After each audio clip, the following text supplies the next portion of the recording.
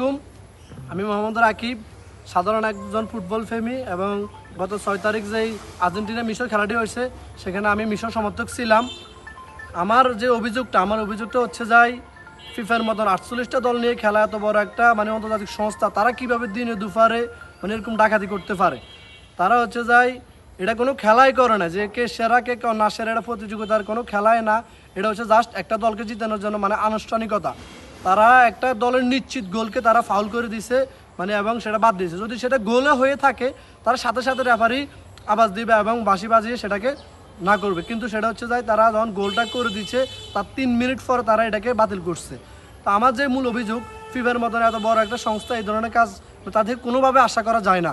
আমি চাই যে এটার সঠিক তদন্ত করে ফিফা সভাপতি জিয়ান্তিনোর বিরুদ্ধে মামলা হোক এবং ওই যে টিমে যারা রেফারি ছিল সবার বিরুদ্ধে আইনানুগ ব্যবস্থা নেওয়া হোক।